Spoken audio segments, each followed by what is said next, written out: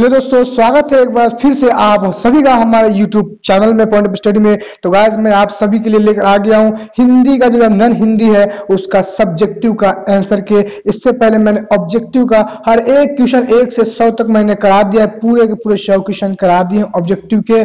Model paper 2022 की आप देख सकते हैं गाइस, मॉडल पेपर का ये है, मैंने लेके आया जो नेट से होता है, बिहार बोर्ड के द्वारा अपलोड किया जाता है, उसका देख सकते हैं। Secondary school examination 2022 annual subject code Hindi देख सकते हैं आप। सब्जेक्ट कोड 101 है, जो दोनों सीटिंग के लिए गाइस, ये इसलिए दोनों सीटिंग में जो होंगे दोनों बच्चों के लिए, ठीक है, नॉन हिंदी। और गाइस सबसे खुशी की बात है गाइस, इसमें से है अब जो आपके 75% मार्क्स आने के चांसेस है और क्वेश्चन टकराने के चांसेस होते हैं, और आप इसकी तैयारी कर लेते हैं तो ठीक है गाइस। तो गाइस वीडियो बनाने से पहले मैं आपको बता दूं, अगर हमारे यूट्यूब चैनल पर पहली बार है तो इससे पहले मैंने नॉन हिंदी के ऑब्जेक्टिव क्वेश्चन मैंने सर्व करा दिए हैं। आप जाके डिस्क्रिप्शन में वीडियो का लिंक होगा, 1 से लेके जितने भी मैंने डाले हैं मॉडल सेट का जाके देख सकते हैं, या प्लेलिस्ट में भी जाके आप देख सकते हैं। हर एक सब्जेक्ट का यहाँ पे मॉडल पेपर डलाना हुआ, ठीक है गाइस। और हमारे सीरीज पे और भी बहुत बेहतरीन से तैयारी कराई जाती है। तो चलिए गाइस पहले हम आपको सब्जेक्टिव की तैयारी की ओर ले चलते हैं, पहले क्वेश्चन की ओर, ठीक है गाइस। चलिए ले चलते हैं आपको, एक एक क्वेश्चन मैं आपका यहाँ पे हल कराने वाला हूँ। तो गाइस सबसे पहली बात यहाँ पे चलिए बताते हैं आपको लिस्ट डल के। तो चलिए गाइस मैं इसको नीचे स्क्रॉल डाउन इस तरीके से कर लेता हूँ और आपको मैं बताता हूँ, ठीक है, यहाँ पे, क्योंकि अच्छे से बताने में अच्छा लगता है कि नहीं। तो चलिए गाइस यहाँ पे 1 नंबर क्वेश्चन आ गया, देख सकते हैं। पहले मैं तो आपको यहाँ पे बता दूं, आप देखिए पहले खंड ब, मैंने खंड ए तक 100 तक क्वेश्चन थे, देखिए 100 क्वेश्चन आपको दिख रहे होंगे। यहाँ पे खंड ब है, खंड ए तक, यानी कि जो बिहार मॉडल जो अपलोड करती है बिहार वाले हैं, तो उसमें खंड ए में 1 से लेकर 100 तक रहती है, और खंड ब में आपको हो गया कितना, सिर्फ सब्जेक्टिव मिलेगा, देख सकते हैं खंड ब में, जिसमें आपको जो गद्यांश होता है वो गद्यांश रहेगा। तो मैं आपको पहले गाइस गद्यांश पढ़ के समझाऊंगा कि कैसे गद्यांश को बनाना, क्योंकि गाइस 20 नंबर का जो आपका है गद्यांश ही पूछता है, ठीक है, 20 नंबर का गद्यांश पूछता है। तो पहले मैं गद्यांश बताऊंगा कि गद्यांश को आपको कैसे आंसर देना है पढ़ के, ठीक है। तो गाइस चलिए मैं आपको पहले विषयनिष्ठ प्रश्न की चलता है, खंड ब विषयनिष्ठ प्रश्न क्या कह रहा है आपका क्वेश्चन। पहले इसको ऊपर में थोड़ा कर लेता हूँ, थोड़ा मैं बता रहा हूँ हल्का फुल्का समझाने के लिए, क्योंकि आप लोग खुद ही समझदार है, आप लोग खुद ही कर सकते हैं कि नहीं। तो यहाँ पे देखिए निम्नलिखित, पहला क्वेश्चन देख सकते हैं आप, देखिए पहला क्वेश्चन आप देखिए क्या कह रहा है, पढ़ता हूं। निम्नलिखित गद्यांशों में से किसी एक गद्यांश को पढ़कर नीचे दिए गए प्रश्नों के उत्तर दे, प्रत्येक प्रश्न 2 अंक का होगा। यानी कि ये जो गद्यांश है आपको 10 नंबर का पूछेगा, ठीक है गाइस। इसमें आपको एक क्वेश्चन होगा 2 नंबर होगा, जो कि नंबर उठाने के लिए गाइस एकदम मस्त है, ठीक है। तो चलिए पहला क्वेश्चन मैं पढ़ लेता हूँ, उसके बाद आपको थोड़ा आंसर दिखाऊंगा। इस तरीके से ऊपर स्क्रॉल डाउन थोड़ा करता हूँ और पढ़ के बताता हूँ पहले, कि नहीं। जब कोई वीर पुरुष किसी को क्षमा करता है तो वह देखने और सुनने में अच्छा लगता है, लेकिन जब कोई कायर और कमजोर व्यक्ति किसी को क्षमा करने की बात करता है तो यह उपहास की बात कहाँ गया गैस, हाँ, उपहास की बात है, उपहास की बात हो जाती है। यदि हम अपने को बड़ा मानते हैं, हम बलशाली और विद्वान हैं, हम बड़े प्रबुद्ध है, तो यही क्षमा हमारे जीवन का अलंकार बन जाती है। गाइस मैं आपको बता दूं, मैं पहले पढ़ लेता हूं कि इसलिए कि क्वेश्चन जैसे देखूंगा ना तो क्या होगा, मेरे माइंड में फटाक से नहीं हो जाएगा कि हाँ ये मैंने पढ़ा है और वो ये क्वेश्चन वहां पे होगा, इसलिए मैं आपको पहले पढ़ के बता रहा हूँ। नहीं तो चलिए मैं आपको दिखाई देता हूँ, आप लोग की जो इच्छा है, पहले मैं क्वेश्चन ही दिखा देता हूँ क्या कहता है, थोड़ा सा बचेगा, इसको पढ़ ही लेता हूँ क्या। तो यही क्षमा हमारे जीवन का अलंकार बन जाती है। शिक्षक बच्चों को पढ़ाते हैं तो बच्चे का काम होता है, तो बच्चे का काम होता है भूल करना। यदि शिक्षक उनकी भूलों की क्षमा कर देते हैं तो यह शिक्षक की गरिमा बढ़ती है, मर्यादा बढ़ती है। यदि बच्चों को उनकी किसी प्रकार की छोटी छोटी भूलों के लिए सजा दी जाए तो उन्हें पीटा जाए तो व्यक्ति या शिक्षक को कम क्षमाशील नहीं कर सकते। तो उस व्यक्ति या शिक्षक को हम क्षमाशील नहीं कर सकते, यानी कि थोड़ी थोड़ी गलती पे भी वो पीटे तो उसको अंदाज नहीं करते, उसको हम क्षमाशील नहीं कर सकते, यानी कि माफ करने के योग्य नहीं कर सकते। तो हमने पहला क्वेश्चन पढ़ा, ठीक है। अब गाइस यहीं से क्वेश्चन बन के आता है। अब मैं चलिए ऊपर दिखाता हूं, जो मैंने पढ़ा इसी के नीचे से देखिए 5 क्वेश्चन रहेगा और इसी में से पूछेगा गद्यांश में। तो चलिए पहले बता दें किस तरीके से आपको पूछेगा गद्यांश, ठीक। तो चलो मैं नीचे पहले क्वेश्चन के ऊपर लेता हूं। पहले नीचे पहला क्वेश्चन कह रहा है, उपहास की बात क्या हो जाती है, उपहास की बात क्या हो जाती है। तो चलिए बीच में मैंने पढ़ा होगा उसी में होगा। तो चलिए ऊपर फिर मैं चलता हूं इस तरीके से, उपहास की बात क्या हो जाती है। तो उपहास की बात क्या हो जाती है, तो चलिए इसमें होगा कहीं पे, मैं पढ़ता हूँ, जब कोई वीर पुरुष क्षमा करते हैं तो वह देखने और सुनने में अच्छा लगता है, लेकिन जब कोई कायर कमजोर व्यक्ति किसी को क्षमा करने की बात करता है तो यह उपहास की बात हो जाती है। देखिए उपहास की बात क्या हो जाती है, देखिए जब कोई कायर और कमजोर व्यक्ति किसी को क्षमा करने की बात करता है तो यह उपहास की बात हो जाती है। ठीक है, ये क्या है आपका पहला क्वेश्चन का आंसर हो गया। ठीक है गाइस, यानी कि उपहास की बात क्या होती है, आपका पहला क्वेश्चन देखा नीचे होगा आपका आई में कर रहा है। देखिए आई में उपहास की बात क्या होती है, तो यहाँ पे देखिए जब कोई वीर पुरुष किसी क्षमा करता है तो वो देखने और सुनने में अच्छा लगता है, लेकिन जब नहीं गाइस यहाँ से यहाँ हो जाएगा। देखिए आपको यहाँ से आंसर देना है, यानी कि पहला का देखिए अच्छे से आपको लंबे दीजिएगा तो कोई दिक्कत नहीं और अच्छा आपका नंबर बढ़ेगा, है कि नहीं। 2 नंबर का होता है, थोड़ा दे दीजिएगा तो कोई दिक्कत की बात नहीं ज्यादा। यहाँ पे देखिए यहाँ से होगा जब कोई वीर पुरुष किसी को क्षमा करता है तो वह देखने और सुनने में अच्छा लगता है, लेकिन जब कोई कायर और कमजोर व्यक्ति किसी को क्षमा करने की बात करता है तो यह उपहास करने की बात हो जाती है। तो यहाँ उपहास की बात क्या हो जाती है, तो यह 1 का आंसर हो जाएगा। ठीक है, तो 1 का हो गया। चलिए अब क यानी क का हो गया 1 के, चलिए ख के और चलते यानी आई का क्वेश्चन का है नहीं, क के आई का हो गया। दूसरा नंबर क्वेश्चन कह रहा है हमारे जीवन का अलंकार क्या है, यानी गद्यांश में ही से पूछ रहा है तो हमारे जीवन का अलंकार क्या है गाइस। तो चलिए इसका भी आंसर हम खोजते हैं, हमारे जीवन का अलंकार क्या है। यदि आप उसके बाद है तो ये क्षमा हो जाती है, तो यही क्षमा हमारा अलंकार हो जाती है। यदि हम अपने बड़ा मानते, यदि हम अपने को बड़ा मानते हैं, हम बलशाली मानते हैं, यानी यदि हम अपने को बड़ा मानते हैं, हम बलशाली और विद्वान मानते हैं, हम बड़े प्रबुद्ध है तो यही क्षमा हमारे जीवन का अलंकार बन जाती है कि नहीं। हमारे जीवन का अलंकार हमारे जीवन का अलंकार क्या है, तो देख सकते हैं 2 नंबर क्वेश्चन का, तो यही हो जाता है। ठीक है, इसका यही राइट आंसर होगा आपके दूसरे क्वेश्चन का, यानी कि गद्यांश पहले के यही आंसर होगा। ठीक है, तो हो गया गाइस राइट आंसर। चलिए तीसरा नंबर क्वेश्चन पहले हम देख लेते हैं आपके गद्यांश का, है नहीं क्या कह रहा है। तीसरा कह रहा है भूल किससे होती है, तो भाई गाइस भूल किससे होती है, बच्चों से होती है। तो चलिए इसका भी इसी में आंसर है, पूरा का पूरा जो होता है गद्यांश में ही होल रहता है, सही कि नहीं। देखिए पहला शिक्षक बच्चों को पढ़ाते हैं, बच्चे का काम होता है भूल करना, यदि शिक्षक उनकी भूल को क्षमा करते तो यह शिक्षक की गरिमा बढ़ जाती है। भूल किससे होती है, तो भूल जो है बच्चों से ही होती है नहीं। यहाँ पे आप देख सकते हैं इसका राइट आंसर इसका क्या हो जाएगा, बच्चों का काम होता है भूल करना, है कि नहीं। भूल किससे होती है, तो भूल जो है बच्चों से ही होती है।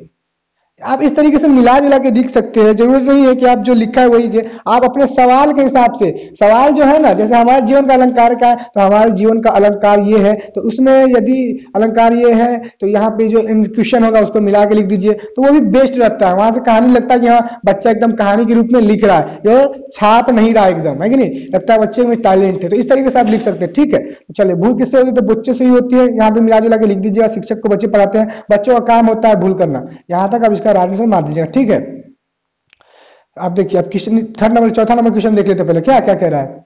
मैं एग्जांपल के लिए बता रहा हूं, है कि नहीं।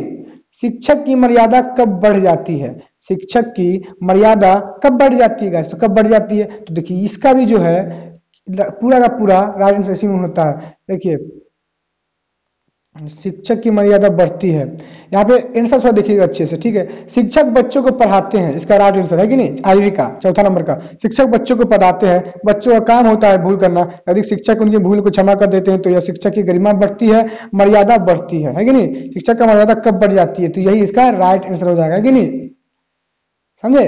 इसका राइट आंसर हो गया, तो मैंने आपको पढ़ के बताया, यानी शिक्षक उनकी भूलों को क्षमा कर दे, यानी कि शिक्षक बच्चों को पढ़ाते हैं, बच्चों का काम होता है भूल करना, यदि शिक्षक उनकी भूलों को क्षमा कर देते हैं तो शिक्षक की गरिमा बढ़ती है, मर्यादा बढ़ती है। ठीक है, हो गया इसका आंसर। तो चलिए और नीचे देखते हैं लास्ट क्वेश्चन, यानी कि इस गद्यांश का कह रहा है, इसका लास्ट क्वेश्चन यही यानी कि गद्यांश का, है कि नहीं। तो चलिए इसका गद्यांश का आंसर थोड़ा हम देख लेते हैं।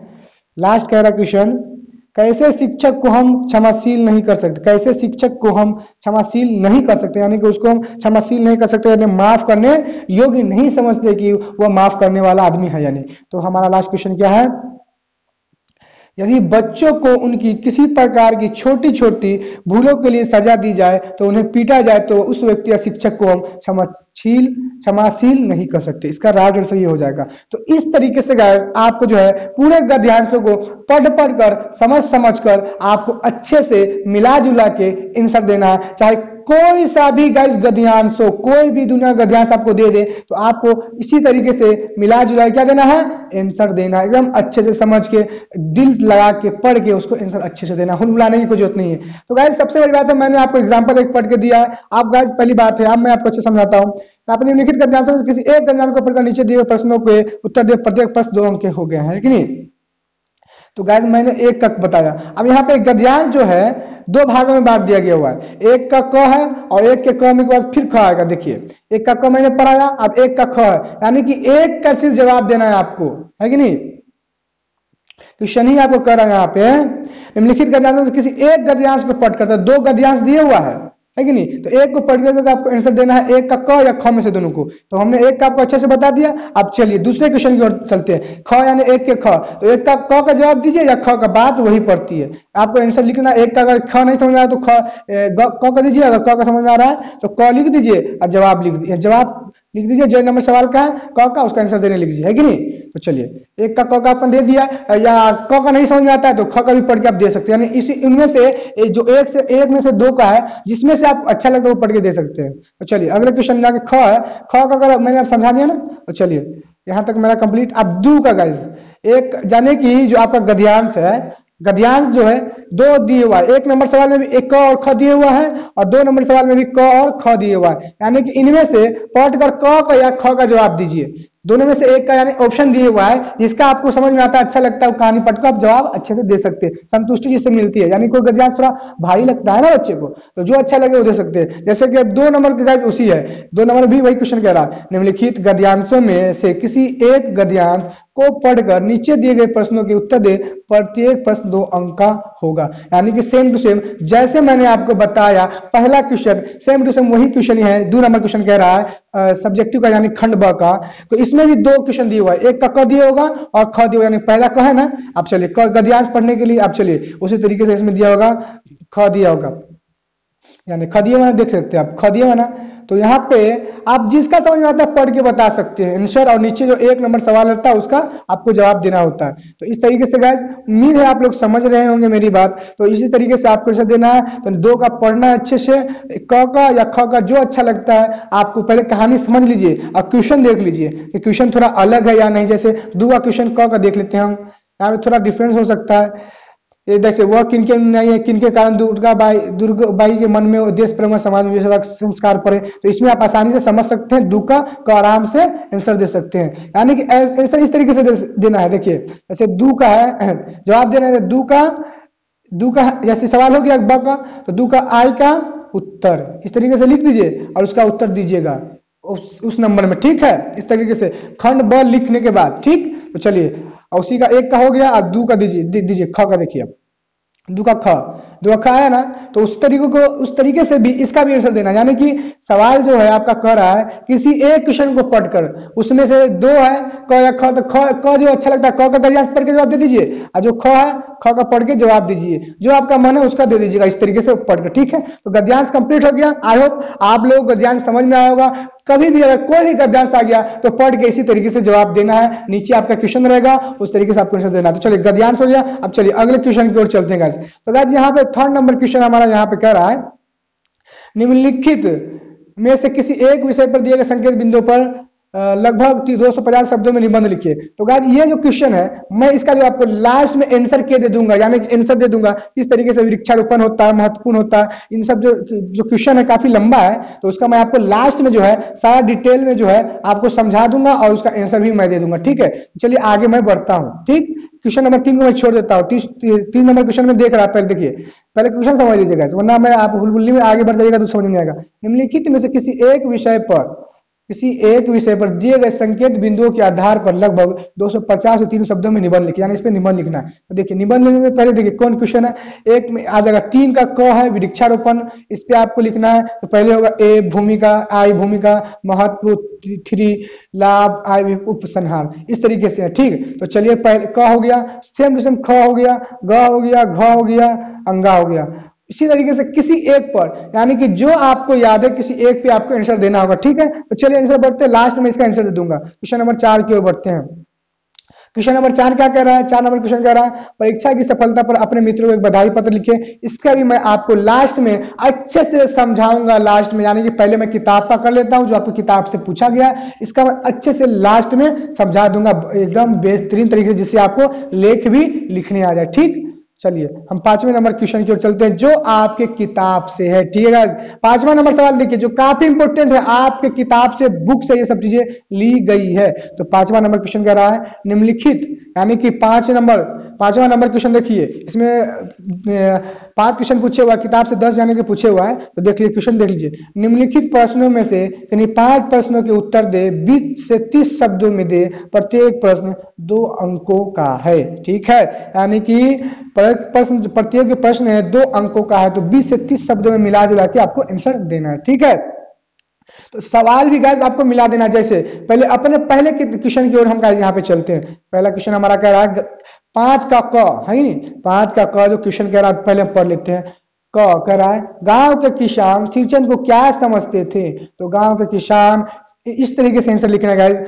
क में जैसे क का लिख दिए, 5 का क उत्तर ऐसे लिख लेना है।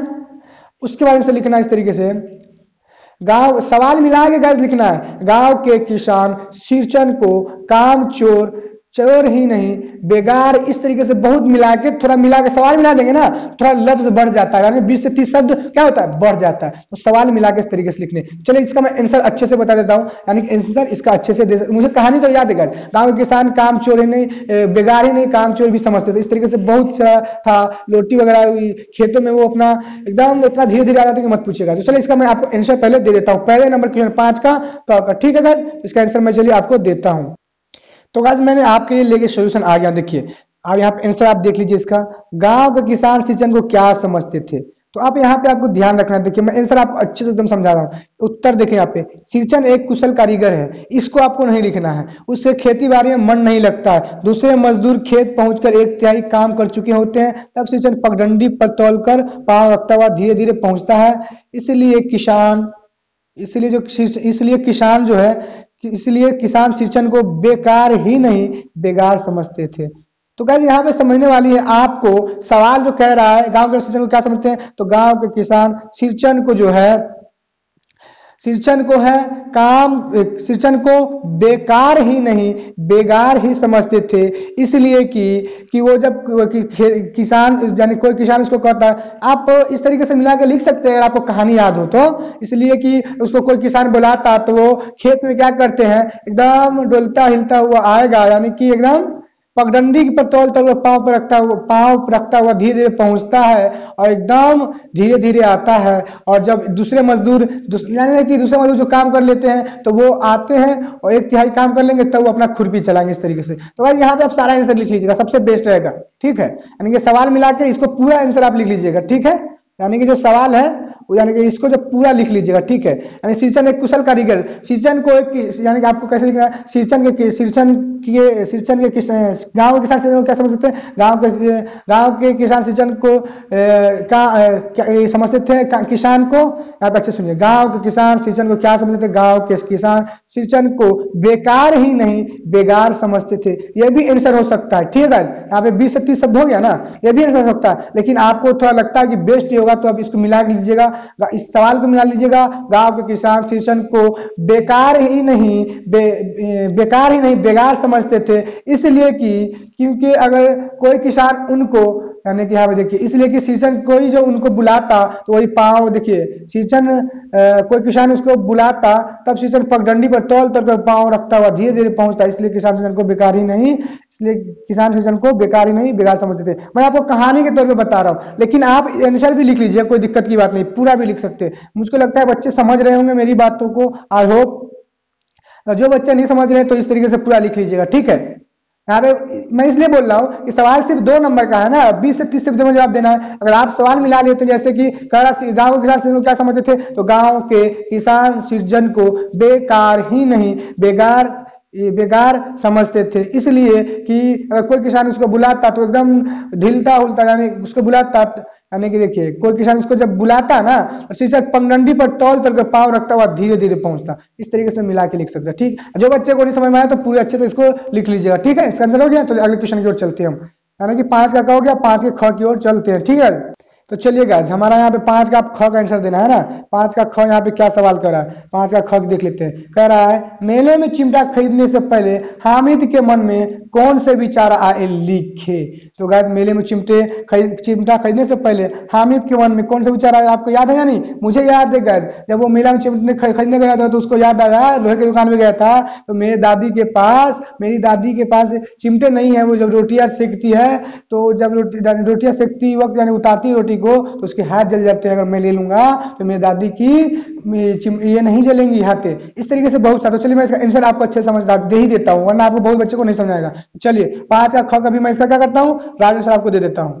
तो गाइस देखिए 5 का ख का क्या राइट आंसर है। मेला में चिमटा खरीदने के पहले हामिद के मन में कौन से भाव आए, यानी सेम टू सेम ये विचार आए या भाव आए। तो यहाँ पे आंसर इसका देखिए आप, यहाँ पे उत्तर आप समझिएगा। ये जो कहानी के तौर पे लिखा जाता है, इस पे साइंस नहीं है कि आप जो लिखा है उसी को लिखिएगा। कहानी आपको समझ में आ गया तो उसको कहानी अच्छे से लिख दीजिएगा, अगर आपने पढ़ा होगा तो। ठीक, तो इसका आंसर लिखिए, किस तरीके से लिखना आपको। मेले में चिमटा खरीदने से पहले हामिद के मन में कई तरह के भाव जो है भाव आए। सबसे पहले दादी चिमटा देखकर खुश होगी और दुआएं देगी, फिर वह पड़ोस की औरतों को दिखाएंगे। सारे गांव में चर्चा होने लगेगी। बड़ों की दुआएं सीधी अल्लाह के दरबार में पहुंचती है। यानी कि इस तरीके से आप आराम से लिख सकते, कोई दिक्कत नहीं होने वाला है। या इसमें और भी कुछ मिला के लिख सकते हैं। मेला में चिमटा खरीदने से पहले उसके मन में यह ख्याल आया कि मेरी दादी जो है घर पे जब रोटी सेकती है तो उसके हाथ जल जाते हैं, इसलिए मैं उसे ले लूंगा तो मुझे दुआएं देंगी। यहाँ पे मिला के देखिए, सबसे पहले दादी चिमटा देखकर खुश हो जाएंगी, यानी कि जब वो खरीद लेंगी तो सबसे पहले दादी चिमटा देखकर खुश हो जाएंगी। तो इस तरीके से यहाँ पे आंसर मिला जुला के आप लिख सकते हैं, कोई दिक्कत की बात नहीं है। तो ये भी आंसर लिख लीजिएगा। ठीक है, चलिए 5 का यहाँ पे ख भी कंप्लीट हो गया। अब 6 की ओर चलते हैं, यानी कि 5 के ग की ओर, है कि नहीं। तो आई होप आप लोग मेरी बात को समझ रहे होंगे गाइस। तो गाइस यहाँ पे देखिए क्वेश्चन नंबर आपका ग आ गया है नहीं, हमने आपको अच्छे से ख तक बता दिया। अब ग चलिए देख लेते हैं। ग कह रहा है आपका, सुदामा को कुछ न देकर उनकी पत्नी को सीधे वैभव संपर्क करने के पीछे भगवान कृष्ण की क्या मांग थी। तो क्या मांग थी गाइस, चलिए इसका भी हम आंसर आपको बता ही देते हैं। तो ग का चलिए अब इसका आपको क्या करना है, डायरेक्ट आंसर मैं आपको बताता हूँ। ठीक, तो देखिए गाइस यहाँ पे आपका जो है 5 का यानी कि ग का राइट आंसर क्या हो जाएगा, है नहीं गाइस, 5 ही का ना है। तो चलिएगा यहाँ पे 5 का ग का मैं आंसर दे देता हूँ आपको। ठीक, देखिए यहाँ पे आंसर देखिएगा। कह रहा सुदामा कुछ न देकर उनकी पत्नी को सीधा वैभव संपन्न करने का क्या औचित्य क्या था। तो गाइज यहाँ पे सेम टू सेम क्वेश्चन है, यहाँ पे औचित्य डाल दिए हुआ। तो इसका राइट आंसर देख सकते हैं आप नीचे, इसका राइट आंसर आपको उत्तर में मिल जाएगा। देखिए क्वेश्चन आपका है आंसर देखिए, सुदामा कृष्ण के बाल सखा थे, वे दीनहीन और संकोची स्वभाव के थे। कृष्ण अपना मित्र धर्म निभाते हुए सुदामा को कुछ न देकर उनकी पत्नी को सीधे वैभव संपन्न कर देते हैं। इसका औचित्य था कि वे अपने मित्र को संकेत में नहीं डालना चाहते थे और न अपने बड़प्पन प्रकट करना चाहते थे। ऐसा कर श्री कृष्ण ने उदारता और मित्र भाव का परिचय दिया, यह अद्भुत था। तो इस तरीके से मैंने आपको पढ़ के बता दिया। अब इसका जो है राइट आंसर आप एकदम मिला जुला के लिख सकते हैं। मिला जुला के जो भी होगा क्वेश्चन जो आपको कह रहा है उसके हिसाब से पूरा कैसे मिला लीजिएगा, सेम टू सेम क्वेश्चन। ठीक है, यानी घुमा के हल्का सा पूछा हुआ है। यहाँ पे औचित्य था, विचार में है कि उसमें विचार था। चलिए इसका मैंने आंसर दे दिया। चलिए अगले क्वेश्चन की ओर देखते हैं। ठीक है, आई होप आप लोग मेरी बातों को अच्छे से समझ रहे होंगे। ठीक है, यानी कि उसमें था मनसा क्या थी, भगवान कृष्ण की मनसा क्या थी, यहाँ पे औचित्य था, है कि नहीं। यहाँ पे औचित्य कह रहा है, तो भाई यहाँ पे मनसा थी, औचित्य की जगह पे मनसा लिख देना। ठीक है, इसका उनका मनसा था, इसका उसका मनसा था, वे यहाँ पे औचित्य की जगह पे मनसा लिख देना। ठीक, तो सवाल करा मिला जुला के लिख देना, इसे ये भी लिख सकते, कोई दिक्कत की बात नहीं। ठीक, तो चलिए यहाँ पे अब अगले क्वेश्चन की ओर चलते हैं। तो गाइस अगले क्वेश्चन की ओर चलते हैं, यानी 5 का घ, हमारा ग तक कंप्लीट। तो चलिए हमारा अगला क्वेश्चन के घ कह रहा है, झांसी की रानी लक्ष्मीबाई किसके साथ पढ़ी और खेली थी। किसके साथ, तो गाइस इसका भी चलिए मैं आपको आंसर बताता हूँ। झांसी की रानी जो लक्ष्मीबाई अपने नाना के साथ पढ़ती थी और लिखती थी, और उसके एक जो दोस्त थे वो भी थे। तो चलिए उसका मैं आपको नाम बताता हूँ। ठीक गाइस, देखिए गाइस इसका मैंने आंसर आपको बता दिया है। यहाँ पे आंसर देखिए, झांसी की रानी लक्ष्मीबाई ने अपने नाना के साथ पढ़ती थी और खेलती थी। लक्ष्मीबाई से 10 साल का बड़ा उनके नाना थे, और उसके एक और साथी थे जिसका नाम तात्या टोपे, और लक्ष्मीबाई और उसके नाना और तात्या टोपे सभी साथी थे। यानी कि यहाँ पे हुआ, इसका आंसर सीधे मिल जाता है। झांसी की रानी लक्ष्मीबाई ने अपने बचपन में अपने नाना के साथ पढ़ा है और जो है खेला जो है अपने नाना के साथ और तात्या टोपे के साथ। ये इसका सीधा राइट आंसर हो यहाँ पे मिल जाता है कि नहीं। तो आई होप आप लोग समझ रहे होंगे मेरी बातों को, मैं जो आपको समझा रहा हूँ। यानी कि जो क्वेश्चन है मिला के लिखना है। जैसे झांसी की रानी लक्ष्मीबाई अपने नाना के साथ अपने नाना के साथ पढ़ती थी और जो है खेलती थी। तो जो अपने नाना के साथ पढ़ती थी और खेलती थी, और एक और साथ में थे जो उनका नाम है तात्या टोपे, जिसके साथ भी लक्ष्मीबाई खेलती और पढ़ती थी। तो दोनों को मिला के जुलाने के भाव स्पष्ट एकदम अच्छे से क्या करना है, आपको मिला जुला के लिखना है कि नहीं। तो समझ गए गाइस, यानी कि आपको आंसर देना, झांसी के लक्ष्मीबाई अपने नाना के साथ पढ़ती थी और जो खेलती भी थी, उनके साथ खेलती थी, और जिसमें एक और थे आदमी तात्या टोपे, उनके साथ भी लक्ष्मीबाई कभी कभी कभी खेलते थे। तो इसका राइट आंसर ये हो जाएगा। ठीक, आई होप आप लोग मेरी बात को समझ पा रहे होंगे, या अच्छे से नहीं समझ रहे आप लोग कमेंट में बताएं, मैं अच्छे से फिर से समझाता हूँ। झांसी की रानी लक्ष्मीबाई अपने नाना के साथ पढ़ती थी और खेलती थी, और एक आदमी और था जिसके साथ वो खेलती थी, उनका नाम जो था तात्या टोपे है। ठीक है गाइस, ये हो जाएगा इसका राइट आंसर। यानी कि रानी सीधा आंसर है झांसी की रानी। आप इससे मिला के झांसी की रानी जो लक्ष्मीबाई है अपने नाना के साथ खेलती थी और उसमें और पढ़ती थी, और एक और आदमी था जिसके साथ वो खेलती थी, जिसका नाम है तात्या टोपे। तो आई होप आप लोग मेरी बातों को अच्छे से समझ में होंगे। मैं अपने हिसाब से भी समझाने की कोशिश कर रहा हूँ, आपको आंसर भी दे रहा हूँ। तो आप गाइस किस तरीके से मेरी बातों को समझते हैं ये तो आपके ऊपर डिपेंड करता है। ठीक, तो गाइस चलिए यहाँ पे घर का हो गया, आज के आप अगले क्वेश्चन की ओर हम चलते हैं यहाँ पे। ठीक गाइस, तो गाइज अगला क्वेश्चन यानी आपका कह रहा है 5 का अंक। तो गाइज मैं आपको बता दूं सबसे पहली बात, यहाँ पे पहले 5वां क्वेश्चन कह रहा था निम्नलिखित प्रश्नों में से किन्हीं 5 प्रश्नों के उत्तर दे 20 से 30 शब्दों में प्रत्येक प्रश्न 2 अंक के। यानी कि यहाँ पे 10 क्वेश्चन आपको पूछा जाएगा, यानी कि इसमें जो आपको 10 क्वेश्चन पूछे जाने वाला है, इसी में से सिर्फ 5 का सिर्फ आपको क्या करना है, आंसर देना है। तो मैं आपको सारे का आंसर के बता रहा हूँ, यानी कि जितने भी क्वेश्चन है सारे का मैं अच्छे से आपको क्लियर करा रहा हूँ। ठीक, तो चलिए अगले क्वेश्चन की ओर मैं फिर चलता हूँ। ठीक है, तो चलिएगा मैं इसको नीचे स्क्रॉल डाउन करता हूं इस तरीके से। तो लक्ष्मीबाई तक मेरा हो गया, यानी घर तक हो गया। अंगा आप देखते थे कि नहीं, अंगा का सवाल यानी कि आपका सचिवालय, इस 5 का अंगा, सचिवालय स्थित कार्यालय में पहले दिन कर्पूरी ठाकुर ने कैसा दृश्य देखा था, उस पर उन्होंने क्या निर्णय लिया। सचिवालय स्थित कार्यालय में पहले दिन कर्पूरी ठाकुर ने कैसा दृश्य देखा था, उस पर उन्होंने क्या निर्णय लिया। तो चलिएगा इसका भी आंसर मैं आपको बताता हूँ। तो वह देख सकते हैं आपके 5 का अंगा का राइट आंसर यहाँ पे देख सकते हैं, क्वेश्चन भी एकदम सेम टू सेम है। सचिवालय स्थित कार्यालय में पहले दिन कर्पूरी ठाकुर ने कैसा दृश्य देखा था उस पर उन्होंने क्या निर्णय लिया। तो इसका राइट आंसर आप लोग देखेगा, मैं दे देता हूँ, आप लोग समझ के पढ़ लीजिएगा। मैं उत्तर भी बताता हूँ, देख रहा हूँ उत्तर कह रहा है, पहली बार सचिवालय स्थित अपने कार्यालय में कक्ष में जाने के लिए पहुंचे तो उन्हें ऊपर तल पर ले जाने के लिए लिफ्ट से ले जाया गया। वे लिफ्ट के ऊपर अंग्रेजी में लिखे वाक्य को पढ़ते चौक पड़े। Only for officer Karpoori Thakur जो है, कर्पूरी ठाकुर को इसमें सामंती प्रथा की बू आई। उन्होंने वरीय पदाधिकारियों के प्रतिरोध के बावजूद लिफ्ट का प्रयोग सबके लिए आम कर दिया। उनके अंदर यही सब निर्णय आया। ठीक है, तो सवाल को मिला जुला के आप आंसर लिख लीजिएगा। तो गाइस चलिए मैं आपको अगले आंसर और देना, क्योंकि वीडियो काफी ज्यादा पहले ही लंबा बन चुका। ठीक है, आई होप मेरी बात को आप लोग समझ रहे होंगे किस तरीके से सवाल को मिला के आंसर लिखना है। तो चलिए गाइस अगले क्वेश्चन को हम यानी कि चलते हैं कि नहीं गाइस। और गाइस अगला क्वेश्चन कह रहा है यानी 5 का खेमा कितने वर्ष का था, वह किस काम के लिए कसारा के होटल में रहता था। तो गाइस खेमा जो 8-9 वर्ष का था। चलिए मैं इसका आंसर बता देता हूँ, मुझे कहानी समझाऊंगा तो अच्छे से आप समझ जाएंगे, लेकिन समझा देता हूँ। चलिए, खेमा 8 से 9 वर्ष का था और खेमा के दुकान पे जो है चाय के दुकान पे काम करता था, चाय पहुंचाने के लिए और चाय लाने के लिए, और उसको फिर बाद में धोते थे। इसको मैं अच्छे से चलिए स्पष्ट आपको कर देता हूँ। ठीक है, तो दिक्कत की कोई की बात नहीं है, सब मैं आपको दे देता हूँ। तो गाइस चलिए 5 का आंसर मैं आपको सही बताता हूँ। ठीक है, तो यहाँ पे आपका क्वेश्चन कह रहा था कि खेमा कितने वर्ष का था और खेमा की दुकान पे क्या काम कर रहा था। यहाँ पे आप अच्छे से गाइस समझिएगा, मैं आपको अच्छे से समझा रहा हूँ। खेमा यहाँ पे आंसर देखिए, यहाँ पे कौन कौन आंसर है मैं उस पर आपको टिक लगा रहा हूँ। खेमा मात्र 8-9 वर्ष का बाल श्रमिक था, यानी कि खेमा मात्र 8-9 वर्ष का लड़का था। इस तरीके से आपको मिला के लिखना सवाल के अनुसार। उसके बाद वो जो है आप देखना, वह बच्चा कसारा खेमा जो है वो हाँ बच्चा की जगह पे खेमा लिख देना। खेमा जो है कसारा के चाय की दुकान में काम करता था। ठीक, तो सवाल है उसके हिसाब से। ठीक है, उसके हिसाब से और नीचे चलिए, नीचे मैं अच्छे स्क्रॉल डाउन करता हूँ, आप इसको देख लीजिए, यही आंसर होने वाला है। ठीक, चलिए मैं नीचे इसको अच्छा से और स्क्रॉल करके बताता हूँ। अब यहाँ पे थोड़ा और अच्छे से समझाता हूँ। मालिक कसारा चाय बनाता है खेमा ग्राहकों को चाय पहुंचाता है, फिर गिलास को धोकर टेबल पर रखता है। खेमा दुकान खुलने से लेकर दुकान बंद होने तक कसारा की हर एक आज्ञा का पालन करता है। ठीक है, इसका यही राइट आंसर है। ठीक, यानी कि यहाँ तक हो जाएगा, पालन आज्ञा करता है। यहाँ से लेके 8-9 वर्ष का तो मैंने आपको टिक लगा दिया, और जो बच्चे मेरी वीडियो को स्किप नहीं करते उन सब बात को समझ जाते होंगे। चलिए अगले क्वेश्चन की ओर हम फिर चलते हैं, काफी वीडियो लंबे बन चुकी है।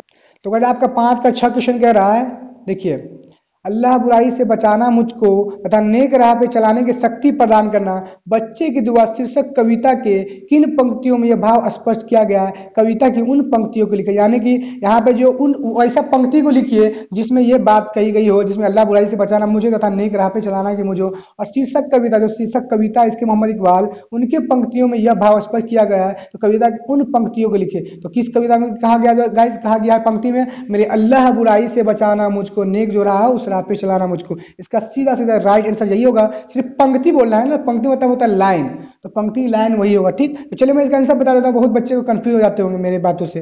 ठीक है, तो गाइस इसका मैं आंसर यहीं पे बता देता हूँ। ठीक है, यहाँ पे पहले क्वेश्चन सुन लीजिए, अल्लाह बुराई से बचाना मुझको नेक राह पे चलाने की शक्ति प्रदान करना, बच्चे की दुआ, शीर्षक कविता किन पंक्तियों में यह भाव स्पष्ट किया गया, कविता की उन पंक्तियों को लिखे। तो पंक्ति को लिखना है। ठीक है, किस तरीके से लिखना है, तो आपको उस पंक्ति को लिख देना है, उत्तर दे के इस तरीके से। ठीक, आपको यहाँ पे उत्तर ऐसे लिख देना, उसके बाद लिखना है उस पंक्ति को, उस लाइन को जिसमें भाव स्पष्ट किया गया अच्छे से, यानी अर्थ निकाला गया। तो लिखना यहाँ पे अल्लाह है ना, तो यहाँ पे पंक्ति को लिखना, मेरे अल्लाह बुराई से बचाना मुझको, है कि नहीं, यही ना, मेरे अल्लाह बुराई से बचाना मुझको, नेक जो राह हो उस राह पे चलाना मुझको, यानी कि उस पंक्ति को इस तरीके से उत्तर में लिख देना है। तो आप लोग आई होप मेरी बात को समझ रहे होंगे गाइस, या मैं लिख दूं? नहीं, आप लोग समझ रहे होंगे, क्योंकि गाइस ये काफी मस्त है कि नहीं। यहाँ पे उस पंक्ति को लिख देना, तो आई होप आप लोग समझ गए होंगे। तो चलिए अगले क्वेश्चन की ओर चलते हैं। 6 का हो गया, और क यानी कि 5 के 6 के बाद यह और क्वेश्चन की ओर चलते थे। चलिए गाइस इसके अगले क्वेश्चन की ओर चलते हैं।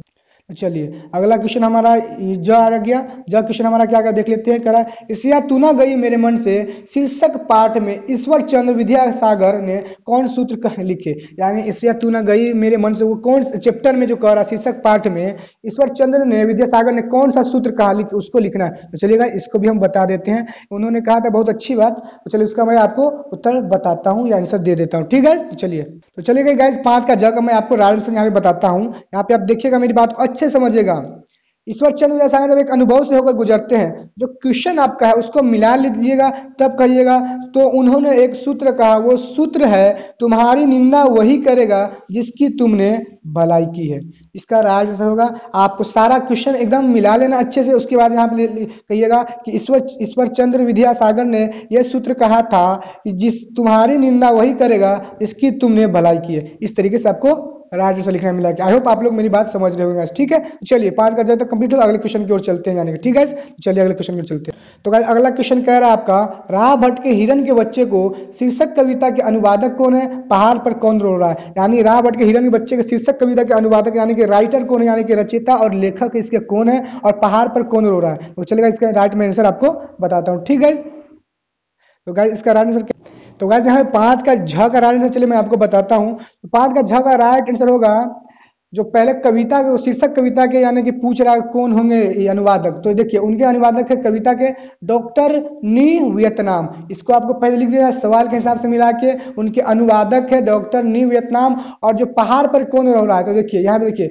पहाड़ पर हिरन का बच्चा रो रहा है क्योंकि वो अपनी राह भटक गया है। ठीक है, इस तरीके से आप मिला के लिख दीजिएगा। आई होप आप लोग मेरी बातों को अच्छे से समझ रहे होंगे। किसी भी कोई प्रकार का दिक्कत हो आप लोग कमेंट बॉक्स में आप लोग गाइस बताएं। ठीक, तो चलिए 5 का झा हो गया कंप्लीट, अगले क्वेश्चन की ओर हम चलते गाइस। ठीक है गाइस, तो अगला क्वेश्चन है यानी कि आपका 10वां 5वें नंबर सवाल का, जिसमें से 10 में से आपको यानी कि 5 का उत्तर देना था, लेकिन मैं आपका सभी क्वेश्चनों का हल यहाँ पे करा रहा हूँ जिससे आपको काफी ज्यादा बेनिफिट और फायदा हो। ठीक है, तो चलिए 5 का लास्ट क्वेश्चन मैं आपका देख लेता हूँ, यानी कि किताब का। ठीक, 2 नंबर का। तो कह रहा है आपका, आजाद दस्ता का गठन किसने किया, कर्पूरी ठाकुर इसमें क्या थे। तो आजाद दस्ता जो गठन किया था जयप्रकाश नारायण किया था, और उसमें एक सदस्य थे कर्पूरी ठाकुर। चलिए मैं इसका आपको अच्छे से मैंने समझा दिया। समझाने से क्या होता है, आपकी कहानी आपके माइंड में ये सब चीजें बैठ जाती है। चलिए इसका मैं आंसर आपको बताता हूँ। ठीक गाइस,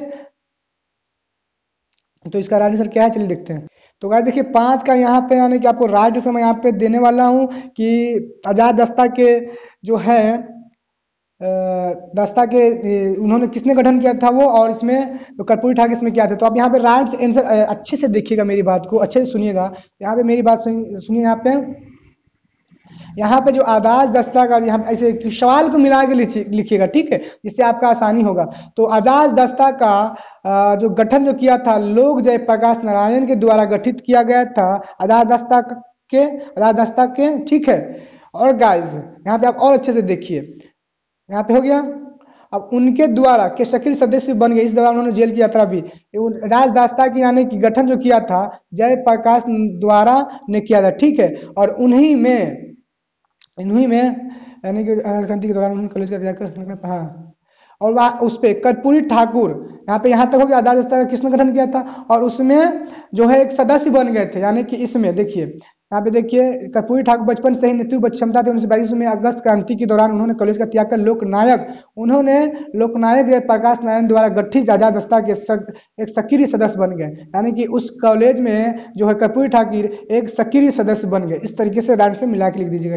आई होप आप लोग मेरी बातों को अच्छे से समझ रहे होंगे। तो गाइस चलिए अगले क्वेश्चन की ओर चलते हैं। यहाँ पे 5 का यानी कि 10 तक कंप्लीट हो गया। आपकी किताब का जो भी 10 क्वेश्चन था, 1 से लेकर जो भी चैप्टर हिंदी के आपका, उससे पूरा मैंने 2 नंबर का सब्जेक्टिव आंसर करा दिया है। तो चलिए अगले क्वेश्चन की ओर गाइस मैं चलता हूं आपके। तो आई होप आप लोग मेरी बात को समझ रहे होंगे। तो गाइज आपको अगला क्वेश्चन जो कह रहा है ना हिंदी का 6ठा नंबर क्वेश्चन आप देख लें। 6 का भावार्थ लिखे। यानी कि एक क्वेश्चन जो है आपको किताब से 5 नंबर का पूछेगा, जो काफी ज्यादा भी आई रहती है। 5 नंबर का आपको आंसर देना होता है कि नहीं। तो यहाँ पे क्वेश्चन कह रहा है भावार्थ लिखे। यानी कि जो आपका कह रहा क्वेश्चन, पीपल के पत्ते गोल गोल कुछ कहते रहते डोल डोल, जब जब आता पंछी तरु पर, जब जब आती पंछी उड़कर, जब जब खाता फल चुन चुन कर। तो इसका भावार्थ लिखना है। तो गाइस भावार्थ तो मैं आपको बता दूंगा, लेकिन इसका आंसर मैं आपको दे देता हूं किस तरीके से। तो गाइस चलिए मैं इसका आंसर आपको दे देता हूं, लेकिन कहानी इस तरीके से मैं समझा देता हूं। पीपल के पत्ते गोल, जो पीपल जो पत्ते होते हैं गोल गोल होते हैं, और कुछ कहते रहते डोल डोल, और जो नीचे गिरते हैं झील में, तो इधर से उधर डोल मोल कर और नीचे पत्ते झील में गिरते हैं। अगला जो है क्वेश्चन देखिए यहाँ पे कर रहा है, जब जब, यानी कि अगला भावार्थ है, जब जब आता पंछी तरु पर, जब जब आता पंछी उड़कर। यानी कि जब जब जो है पंछी लोग पेड़ पर उड़कर आता है, तो उसके बाद देखिए जब जब खाता फल चुन चुन कर। यानी कि जब जब वो आता है पंछी चिड़िया पेड़ के ऊपर, तो क्या करता है, जब जब खाता फल चुन चुन कर, तो पेड़ पर जो भी फल होते हैं उसको चुन चुन कर खा जाते हैं। तो इस तरीके से भावार्थ हो गया। आई होप मेरी बातों को आप लोग समझ रहे होंगे। नहीं समझ रहे होंगे तो चलिएगा, इसका मैं आपको आंसर भी दे देता हूँ। इस तरीके से जो मैंने बताया एकदम सेम टू सेम वही आंसर होगा, ठीक है। तो चलिए इसका मैं आंसर भी आपको अच्छे से दे देता हूँ। चलिए इसका आंसर मैं आपको देता हूँ, ठीक है। 5-6 का आपका का जो 5 नंबर का क्वेश्चन जो कि बहुत भी आय होता है कि नहीं गाइस। तो गाइस यहाँ मैं आंसर लेके आ गया हूँ, लेकिन गाइस आंसर बताने से पहले मैं आपको एक बात कहना चाहता हूँ कि दुनिया में किसी भी भावार्थ का रहेगा आपको क्वेश्चन में, या किसी भी चैप्टर से आपको भावार्थ रहेगा या अर्थ निकालने के लिए, उस चीज का जो पंक्ति दे देगा और उसको बोलेगा भावार्थ लिखने के लिए या बताने के लिए या अर्थ लिखने के लिए, तो सबसे पहले किसी भी दुनिया में हो या किसी भी पार्ट से हिंदी में, तो सबसे पहले उसका चैप्टर के आपको नाम लिखना है, कौन सा चैप्टर है, और उसके शीर्षककार कौन, यानी कि शीर्षक यानी कि रचनाकार कौन है। तो मैं इस एग्जाम्पल के लिए आया हूं। और जैसे आपने क्वेश्चन है कि पीपल वाला, तो उसका किस तरीके से आंसर लिखना है, सबसे पहले लिखना है आपको, उत्तर देख लीजिए इसका।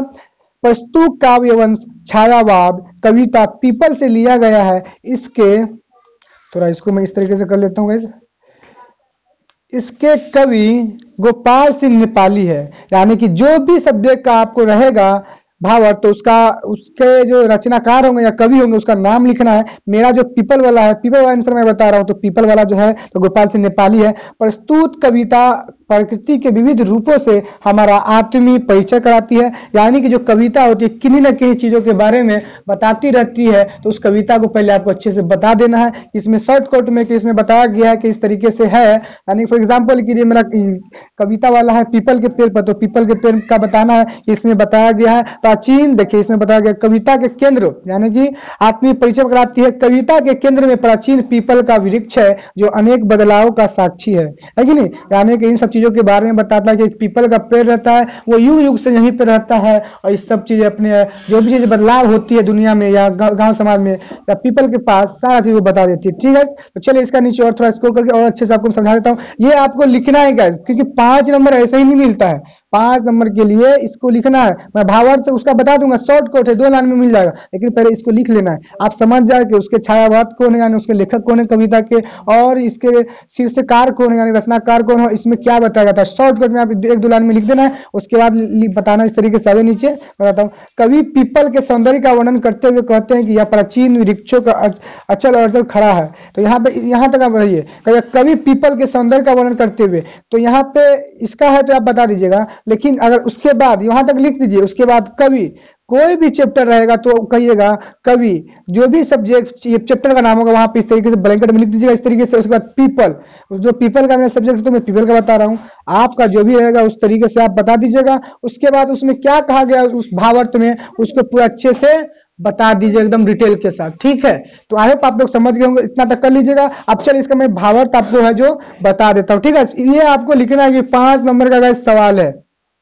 तो गाइस यहाँ पे आपका आंसर कह रहा हूँ, ध्यान सुनिएगा मेरी बात। तो उस सबको मैं जहाँ पे टिक लगाऊंगा ना, उसको आपको अच्छे से देखना, ठीक। तो यहाँ पे जो डोल डोल करके जो थी आपकी क्वेश्चन, यानी कि क्वेश्चन आपको कहा था, गोल गोल पीपल का पत्ता डोल डोल कर मानो कुछ कह रहा हो, यानी कि जो डोल डोल का जो पीपल का पत्ता होता है जो नीचे गिरता है ना, तो मानो कि झील में जो गिर रहा है कुछ कह रहा हो। तो इसी तरीके से इसका भावार्थ है, गोल गोल पीपल का पत्ता डोल डोल कर मानो कुछ कह रहा हो। उसके बाद जो पक्षियां जो आती थी आपने देखा होगा, उसको मैंने अच्छे से पहले आपको डिटेल में समझा दिया, लेकिन आंसर आपको देना जरूरी था, इसलिए मैं आपको दे रहा हूँ। पक्षियां पेड़ पर आते हैं और फल चुन चुन कर खाते हैं, मैंने आपको पहले बता दिया था, लेकिन आपको अच्छे अपने आपको समझा दिया हूं, लेकिन फिर भी आपको आंसर दे दिया हूं। इस तरीके से आप समझ गए होंगे। तो मैं जहां लाइन मारा हूं वही आंसर आपको लिखना, ठीक है। या आप अगर आप शब्दार्थ समझ जाते हैं ना, तो आप जितना मिला के जुला के लिख सकते हैं, क्योंकि 5 नंबर में ज्यादा मिला के लिखिएगा तो उतना ही अच्छा रहेगा, है कि नहीं। तो मैंने पहले भी समझा दिया, और इस तरीके से आप अच्छा लंबा भी लिख सकते हैं, जिस तरीके से गोल गोल पीपल का पत्ता डोल डोल का मानो कुछ कह रहा हो, और नदी में गिर रहा है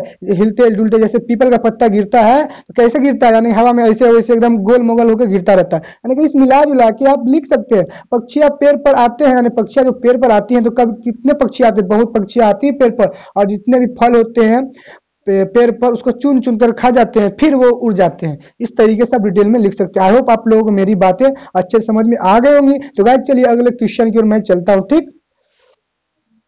तो चलिए अगले क्वेश्चन की ओर मैं चलता हूं। तो गाइस यहाँ पे हम अपने लास्ट क्वेश्चन के आ गए, यानी कि जो किताब से है, जो मेरा छूट गया उसको मैं तो आपको बताने वाला हूँ समझा के, ठीक है। जो पहला क्वेश्चन देने वाला हूँ वृक्षारोपण का, और जो लेख है उसका मैं आपको देने वाला हूँ, ठीक है। तो पहले इसका लास्ट क्वेश्चन देख लेते हैं, ख का, यानी कि भावार्थ जो होता है ना, क का भावार्थ लिखिए। क में है छ का क या ख, इस दोनों में से सिर्फ एक का जवाब देना होता है, यानी 5 गुने का यहाँ पे आप देख सकते हैं, 5 गुना 1 यहाँ पे आप दिया हुआ है। तो अब ये बात को याद रखिएगा, भावार्थ लिखिए 6 में क और ख, तो इनमें से एक क्वेश्चन का लिखना है, ठीक है। यहाँ पे देख सकते हैं नंबरिंग, गाइस देख लीजिएगा कितना आंसर देना है। यहाँ पे 5 नंबर का है, 5 × 1, यानी कि 5 एक नंबर का सवाल है, तो एक ही का जवाब देना है, 5 नंबर का एक है, तो या इसको दे दीजिएगा या ख को दे दीजिएगा, दोनों में से एक का देना है। तो मैंने पहले का समझा दिया है, आपको सेकंड वाले लास्ट में आपको समझाना है। तो चलिए पहले क्वेश्चन इसको पढ़ लेते, उसके बाद बताते हैं आपको। ख का कह रहा है यहाँ पे, अब सारा संसार निस्तब्धता में सोया है, बाल गोविंद भगत का संगीत जगा रहा है, व्याख्या कीजिए। तो गाइस एकदम बहुत बेहतरीन कहानी थी, जब वो गाते थे ना तो रात को इतना मचल गाते थे कि मत पूछिए। चलिए मैं इसका आपको आंसर दे देता हूँ गाइस, वीडियो जो है काफी लंबी पहले ही बन चुकी है। तो चलिए गाइस इसका मैं आपको आंसर दे देता हूँ। तो गाइस इसका हमको आंसर आ गया, देखिए आंसर यानी कि मुझे मिल गया है, मैं आपको बता रहा हूँ। तो यहाँ पे आपका जो राइट आंसर इसका हो जाएगा, देखिए गाइस मैंने इससे पहले ही बताया, व्याख्या है या अर्थ हो, तो उसके जो है कविकार है लेखक है, उसको आपको लिखना है पहले, सेम टू सेम इस तरीके से। देखिए अब सारा संसार निस्तब्धता में सोया, बाल गोविंद भगत का संगीत जाग रहे हैं या जगा रहा है, व्याख्या कीजिए, यानी रात को। तो सेम टू सेम देखिए एकदम उसी तरीके से है, व्याख्या या अर्थ। तो सबसे पहले आपको क्या लिखना है, देखिए उत्तर में लिखने के बाद प्रस्तुत पंक्तियां हमारे पाठ्य पुस्तक किसलय भाग 3 के बाल गोविंद भगत पाठ के संकलित है, यानी कि शामिल है, संकलित मतलब होता है शामिल। तो यह याद रखिए, इस पाठक के लेखक रामवृक्ष बेनीपुरी जी है। यह एक यह पाठ एक रेखा चित्र है। इस तरीके से आपको सबसे पहले लिखना होगा कि नहीं। हमारा ये है इस वाले का है यानी कि बाल गौविंद भगत चैप्टर का, लेकिन इसी की जगह पे अगर दूसरा हो जाए तो आपको उसी तरीके से लिखना है, यानी कि प्रस्तुत पंक्ति हमारे पास मतलब जो भी किताब का उसको लिखना है। उसके बाद बाल गोविंद भगत पाठ संग्रहित है यानी कि जो चैप्टर से शामिल है उसका लिख लेना है, और इस पाठ के जो लेखक है ना उसका नाम लिखना है आपको। और ये कौन सी विधा है, विधा जो होता है ना ये साहित्य की कौन सी विधा है, तो यह पाठ एक रेखा चित्र है। अगर कहानी होगी तो कहानी लिखना है इस तरीके से, ठीक है। यहां तक अच्छे से लिख लीजिएगा। देन आपको यहाँ पे क्या करना है, आंसर लिखना है। तो यहाँ पे चलिए मैं आंसर आपको दे देता हूँ, यहाँ पे देख लीजिए आप। यहाँ पे देखिएगा, बाल गोविंद भगत संगीत साधना गर्मी हो या वर्षा सदैव चलता रहता था, बहादुर की रात में भी चाहे वर्षा होती रहे या बिजली की करकराहट रहे, यहाँ तक मेढक की टटर आवाज भी बाल गोविंद गीत को प्रभावित नहीं कर पाती। आधी रात में उनका गाना सबों को चौंका, थोड़ा ऊपर कर लीजिए, यहाँ पे सबों को चौंका देता। जब सारा संसार निस्तब्धता में सोया है, बाल गोविंद भगत का संगीत जाग रहा है, जगा रहा है। यानी कि इसका मतलब ये हुआ, ये मैंने आपको आंसर दिया लेकिन थोड़ा मैं आपको समझा देता हूँ। बाल गोविंद भगत जो है गर्मी हो या सर्दी किसी में भी वो अपना जो होता है उसका लगन जो रहता है गाना गाने का, संगीत का, वो कभी नहीं छोड़ते हैं। चाहे कोई भी हो, मेढक की आवाजें हो या कोई भी उसको प्रभावित करे, कोई भी इंसान उसको, इसका मतलब यही हुआ कि कोई भी इंसान उसको बाधा डाले काम में, लेकिन उस बाधा को वो जो काम में उसको आवाजें आती है उससे कोई मतलब नहीं है, उसको अपने आप से मतलब है और अपने काम से मतलब है। दूसरा क्या कह रहा है उससे उसको कोई मतलब नहीं है कि नहीं गाइस। तो वही बात है, रात को जब पूरा संसार सोया रहता है तो बंदा अपने लक्ष्य के प्रति, अपने जुनून के प्रति वो अकेले अपने मेहनत करता रहता है और पढ़ता रहता है, और लोगों से मतलब नहीं है। लोग जब सोए रहते हैं तो वो बंदा जागता रहता है और जगा रहा है दुनिया को अपनी संगीत साधना की वजह से, यानी कि अपने काम के प्रति उनका इतना निस्तब्धता था। ठीक है, आई होप आप लोग समझ गए होंगे। तो चलिए गाइस, जो मेरा बच गया था फर्स्ट क्वेश्चन यानी वृक्षारोपण का जो था उसको मैं आंसर आपको दे देता हूं और एक लेख आपको देता हूं और समझा देता हूं। ठीक है, तो चलिए अगले क्वेश्चन को मैं आपको दे देता हूं। ठीक है, तो चलिए इसको हम देते हैं आपको आंसर। तो चलिए गाइस, हमारा यहाँ तक कंप्लीट हो गया यानी ख तक हो गया। तो आई होप आप लोग मेरी बातें समझ में आई होंगी। तो गाइस चलिए हम अगले क्वेश्चन यानी कि जो मेरा छूट गया उसको चलते हैं, लास्ट वाला क्वेश्चन को लेकर। ठीक, तो चलिए गाइस चलते हैं यानी कि हमारा जो बच गया है जो क्वेश्चन उसकी ओर। ठीक, तो चलिए गाइस, हमारा यहाँ पे गद्यांश मैंने आपको समझा दिया था, यहाँ पे क्वेश्चन बच गया गाइस। चलिए मैं आपको दिखाता हूँ। हाँ, 3 का मेरा बच गया था यानी कि गाइस। तो 3 का क्वेश्चन था आपका, देखिए यहाँ पे मैंने 3 का बच गया, 3 का बता रहा हूँ। निम्नलिखित में से किसी एक विषय पर दिए गए संकेत बिंदुओं के आधार पर लगभग 250 से 300 शब्दों में निबंध लिखिए। क्योंकि जो 10 नंबर का निबंध होता है 250 से 300 शब्दों में मिला जुला के लिखना पड़ता है, और आप समझ जाते हैं तो उसको मिला जुला के लिखने में तकलीफ नहीं होगी। अपने लफ्जों में अपना जो भी वर्ड है उसको मिला जुला कर उसको अच्छे से लिखना है। ठीक है, तो चलिए पहला क्वेश्चन क्या कहता है उसको देखते हैं हम। पहला कह रहा था इसमें, क्योंकि इसमें बहुत सारा दिया रहता है, यानी पहला है क का वृक्षारोपण, ख त्योहार के महत्व, ग कह रहा है गांधी जयंती, और घ कह रहा है परोपकार, और अंगा कह रहा है पिकनिक। यानी कि इसमें से किसी एक पर आपको लिखना, इतना सारा ऑप्शन है। ठीक, जो भी आपको होगा समझ में आ रहा होगा उसको आप लिख दीजिएगा। ठीक है, तो चलिएगा मैं आपको बताता हूँ। पहला नंबर क का वृक्षारोपण, क्योंकि इसमें भूमिका होती है जो बहुत बच्चों को कंफ्यूज कर देता है। भूमिका, महत्व, लाभ, उपसंहार। तो भूमिका होती है कि इसका क्या क्या भूमिका हो सकती है हमारे समाज में, और महत्व होता है कि यह कितनी उपयोगी है किस चीज के लिए, और लाभ होता है जो हमसे से क्या क्या बेनिफिट यानी फायदा हो सकता है। उपसंहार होता है जो पूरा मिला जुला के लिख देता है। ठीक है, चलिए मैं आपको इसका आंसर दे देता हूँ 3 का क का। ठीक है, तो चलिए इसका मैं आपको आंसर देता हूँ। तो चलिए गाइस, हमारा आ गया जो 3 का जो हमारा क था वृक्षारोपण, उस पर हमको अच्छे से समझना लिखना है। तो गाइस पहले था भूमिका ना, तो हमको सबसे पहले आंसर लिखना है, उसके बाद उत्तर लिखने के बाद पहले भूमिका जो है, पहले भूमिका दे देंगे क्या क्या वृक्षारोपण की भूमिका है उस तरीके से। देखिए इस तरीके से भूमिका लिखना है, भूमिका, उसके बाद देश दे देना इस तरीके से। उसके बाद देखिए अच्छे से आप समझिए, पहले वृक्षारोपण का अर्थ है नए नए वृक्षों को फलने फूलने के लिए रोपना। वृक्ष अधिक होंगे तो प्रकृति संतुलित बना रहेगा, वर्षा होगी तो फसल होगी, मनुष्य की क्षुधा पूर्ति होगी। आज आधुनिक एवं वैज्ञानिक युग में वृक्ष कट रहे हैं, जंगल खलिहान बन रहे हैं, इस कारण वर्षा कम हो रही है। मरुभूमि का बालू पसरा जा रहा है, ऑक्सीजन एवं ओजोन की मात्रा घट रही है, अतः इन परेशानियों से मुक्ति के लिए वृक्षारोपण की आवश्यकता तेजी से महसूस हो रही है नहीं। भूमिका यही होती है कि क्या क्या इससे हमको इसके उपयोगी है, भूमिका हमारे लिए क्या है, इस सभी को इस तरीके से मिला के लिखना पड़ता है कि नहीं गाइस। तो आई होप आप लोग समझ गए होंगे। तो भूमिका लिखने के बाद आता है महत्व, है कि नहीं, जो महत्व मैंने आपको बताया, तो महत्व की ओर हम चलते हैं। महत्व हमारा कह रहा था, यानी कि जो भी चीज का लिखेंगे, किसी का भी चीज का, तो इस तरीके से लिखेंगे। वृक्ष का महत्व मैं वृक्ष का बता रहा हूँ तो इस तरीके से लिखेगा। उसके बाद महत्व क्या क्या है हमारी जिंदगी में वृक्ष का, तो इसको यहाँ पे दिए हुआ साफ साफ। वृक्षों की महत्ता उनकी उपयोगिता में छिपी है। वृक्ष लंबे जीवन की प्रेरणा प्रदान करती है, धरती पर वर्षा कराते हैं। वृक्षों से मनुष्य के हृदय को शांति मिलती है। वृक्ष आशा का संचार करते हैं। वृक्ष हमें धीरज से रहने की प्रेरणा देते हैं। वृक्ष हमें स्वार्थी बनने से रोकते हैं और उपकार करने की शिक्षा देते हैं। वृक्ष जो है, वृक्ष धरती की सर्दी और गर्मी को कम करते हैं। ये पर्यावरण को शुद्ध करते हैं। वृक्षों की महत्ता तब तक धरती पर बनी रहती है जब तक मनुष्य का जीवन इस धरती पर रहेगा। इतना ज्यादा इसका महत्व, जब तक कि हम इस पूरे संसार में जिएंगे तब तक कि इस वृक्ष का हमारे जीवन में महत्व रहेगा। ठीक, तो चलिए इसके बाद देख सकते हैं, गौर वृक्षा से अनेक लाभ है। ये भूमि के क्षरण को रोकते हैं। इनकी सूखी टहनियां से ईंधन मिलता है। पेड़ों से कागज बनते हैं। अनेक प्रकार की दवाएं प्राप्त होती है। इससे प्रकृति का संतुलन बना रहता है। आप गाइस इसका प्रभाव है कि नहीं, इसका प्रभाव है, तो क्या है प्रभाव देख लेते हैं। हमारे देश में पिछले कई वर्षों से वृक्षों की अंधाधुंध कटाई जा रही है। इसके कारण बड़े बड़े जंगल लुप्त हो गए हैं। एक वृक्ष काट कर मनुष्य पर, इस तरीके से आप लिख सकते हो। पहले काफी ज्यादा लंबी वीडियो हो गई, मैंने आपको समझा दिया जिस तरीके से है, इस तरीके से आप आराम से लिख लीजिएगा। उसके बाद जो इसका है उपसंहार जिसको बोलते हैं, निरसंहार उसी को बोलते हैं कि नहीं, तो चलिए इसको देख लेते हैं। प्रभाव गाइस यही हुआ, दुष्प्रभाव को प्रभाव बोलते हैं, वृक्ष कटाई का प्रभाव सेम टू सेम यही हुआ। अब निष्कर्ष यानी उपसंहार जो हमारा निकलता है उसको निष्कर्ष बोलते हैं या निष्कर्ष बोलते हैं। यहाँ पे देख लीजिए, वृक्ष पृथ्वी का अमूल्य धरोहर है। उसके बाद उनकी रक्षा करना और आधुनिक से अधिक मात्रा में नए नए वृक्षों की लगाना प्रत्येक नागरिक का कर्तव्य है। इस तरीके से यहाँ तक आप लोग लिख लीजिएगा।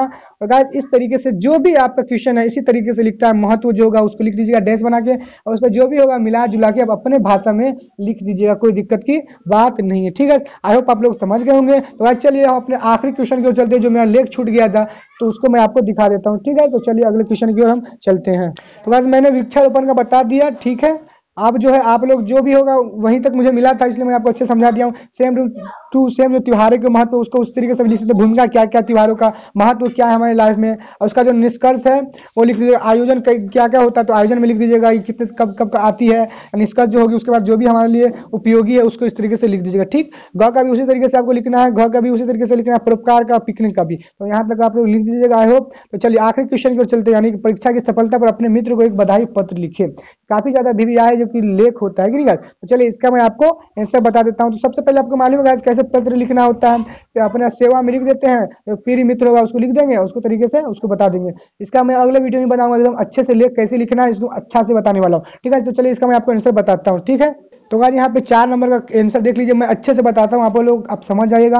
यहाँ पे पत्र कर रहा है अपने मित्र को परीक्षा में उत्तीर्ण होने पर बधाई पत्र लिखे, यानी कि सफलता या उत्तीर्ण एक वही बात हुआ कि नहीं, उत्तीर्ण मतलब अच्छा नंबर लाने पे या सफलता होने पर। ठीक, तो यहाँ पे देखिए आपको ये सब चीज पे ध्यान नहीं देना, मैं जो बताऊंगा उसको आप वही इस तरीके से लिखना। ठीक, तो जो भी होगा वो चीज लिखिएगा। आप सबसे पहले यहाँ पे इस सब चीजों को छोड़ दीजिएगा। ठीक है, ठीक, डेढ़ ऊपर भी लिख सकते हैं नीचे भी लिख सकते हैं, कोई दिक्कत की बात नहीं है। ठीक है, जहां आपने लिखा है उसको उस तरीके से लिख दीजिएगा। जितना सुंदर जो है उतना अच्छा आपको नंबर देगा, है कि नहीं। तो चलता गाइज मैं आपको, चलिए गाइज मैं आपको बताता हूँ अच्छे से। तो गाइज सबसे पहले आपको जो भी दोस्त को लिख रहे हैं उसका लिखिएगा प्रिय शिविका। यहाँ पे देखिए, यहाँ पे जो भी अपने दोस्त को नाम लिख रहे हैं उसका सबसे पहले उसका क्या करना है, नाम लिखना है सभी को लेख के लिए। जिस भी बच्चे को लिखना है या किसी भी दोस्त को सफलता के लिए, तो सबसे पहले पीर लिख कर उसका जो भी बंदे को हम लिख रहे हैं उसका हमको नाम लिख देना है, क्योंकि ये 5 नंबर का पूछता है जो हमारे लिए काफी ज्यादा BBI है। और हम इसको सीख जाते हैं तो कोई भी होगा तो उसको हम आसानी से हम लोग लिख सकते हैं। ठीक, तो चलिए उस लिखने के बाद जो भी होगा, शुभ प्रभात है तो सुबह का समय सुबह लिख दीजिएगा, या शाम का है तो शुभ दोपहर लिख दीजिएगा। इस तरीके से आप जो भी होगा उस तरीके से मिला जुला के लिख दीजिएगा। उसके बाद गाइस आशा करता हूँ आप लिख सकते हैं, क्योंकि लड़की को लिख रहा है तो मैं आपको समझा रहा हूँ। आशा करता हूँ कि तुम और तुम्हारा परिवार कुशल हो। बहुत महीनों से तुम्हें कोई पत्र नहीं लिखा तो मैंने सोचा आज लिखती हूँ। यहाँ पे लड़का होगा तो लिखता का इस्तेमाल करेगा। ठीक है, मुझे पता चला है कि तुम अपनी परीक्षा में उत्तीर्ण हुई हो, यानी कि सफलता पाए हो। उत्तीर्ण मतलब सफलता, अच्छा नंबर लाना। बहुत बहुत बधाई, तुम्हें सफलता कैसे नहीं मिलती, तुमने इतनी मेहनत जो की थी, आशा है कि तुम्हारी बहन तारा भी अच्छे अंक से सफल होगी। यानी कि जो भी आपको है, क्योंकि मिला के लिखना है ना, तो मिला के आप जो भी होगा इस तरीके से लिख दीजिएगा अपने मन से बना के, तो अच्छे अंक से सफल होगी तुम, और भी मेहनत करती रहो, हम फिर मिलेंगे तुम्हारा दोस्त। ठीक है, इस तरीके से आप लिख दीजिएगा। आई होप आप लोग समझ गए होंगे। मैं फिर से समझाने की कोशिश करता हूं, अगर आपका जो भी लेख होगा किसी भी दोस्त के ऊपर, मित्र पे, तो सबसे पहले आपको लिखना है, उत्तर देने के बाद नीचे आइएगा तो प्रिय मित्र जिसको भी लिख रहे हैं, लड़का हो लड़की, वहां पे लिख दीजिएगा। उसके बाद शुभ प्रभात या शुभ संध्या करके या सलाम दुआ जो भी है उस तरीके से लिख दीजिएगा। उसके बाद वहां पे शुरुआत कर दीजिएगा इस तरीके से जो मैंने समझाया। आशा जो भी उन्होंने मेहनत किया है उस तरीके से कि तुम उत्तीर्ण हो, कैसे नहीं उत्तीर्ण होते, मिला जुला के इतना जो मेहनत करते थे इस तरीके से लिख दीजिएगा। उसके बाद अच्छे से अपना जो भी होगा मिला जुला के एकदम बेहतरीन ढंग से लिख दीजिएगा। उसके बाद उसका दोस्त का भी हो सकता है, जिस तरीके से तुम्हारा भाई मेहनत कर रहा है, उम्मीद करता है कि तुम्हारा भाई भी तुम्हारे इतना मेहनत करके अच्छा नंबर लाएगा जिस तरीके से तुम लाते हो। तो गाइस, तो इस तरीके से आप लोग लिख दीजिएगा अपना मिला जुला के। उसके बाद यहाँ पे लास्ट में लिख दीजिएगा, मैं आशा करता हूँ या सफलता सफल होगी, मैं तुम और भी मेहनत करो, या आशा करता हूँ, इस जरूर लिखिएगा, मैं और आशा करता हूँ या आशा है कि तुम इसी तरीके से मेहनत करते रहो और फिर मिलेंगे गाइस, फिर मिलेंगे तुम्हारी दोस्त या तुम्हारा दोस्त। ठीक है, इस तरीके से आप लोग लिख दीजिएगा। उसके बाद तुम्हारा दोस्त लिखे, उसके बाद नाम यहाँ पे इस तरीके से लिख दीजिएगा जो भी आपका नाम होगा। ठीक है गाइस, उम्मीद है आप लोग समझ गए होंगे। तो गाइस आज का वीडियो इतना ही तक था, तो चलिए गाइस फिर क्वेश्चन को मैं देख लेता हूँ। सबसे पहले आपको इतना ही तक तो मैंने आपको समझा दिया, लेकिन और भी कुछ है जो मैं आपको समझाता हूँ। चलिए, तो गाइस यहाँ पे मेरा कंप्लीट हो गया, विद्यालय के पुस्तकालय में यानी उसका अथवा में है। तो गाइस इसका थोड़ा संवाद वाला, तो दो दोस्त का होता है एक साल, तो इसका मैं नहीं लिख पाया हूँ, आप लोग इसका खोज लीजिएगा। ठीक है, तो मेरा जो है यहाँ पे सारा क्वेश्चन कंप्लीट हो गया, यहाँ से जो भी था यहाँ पे एक से लेके पूरा तो मैंने कंप्लीट कर दिया। आई होप, उम्मीद करता हूँ आप लोगों को काफी ज्यादा पसंद आई हमारी वीडियो पसंद आई है आइए तो इस वीडियो को लाइक कीजिए, शेयर कीजिए, और चैनल पर नए चैनल को सब्सक्राइब कीजिए, क्योंकि गाइस हमारे इस चैनल पे आपको हर एक सब्जेक्ट का VVI ऑब्जेक्टिव मॉडल सेट का लेके हर एक चीज मिलने वाला है, और टॉपर सीरीज भी चल रहा है जिसमें VVI चैप्टर बाय चैप्टर यहाँ पे तैयारी कराई जा रही है। तो गाइस मिलते हैं अगले वीडियो में, जब तक के लिए आप सभी का धन्यवाद।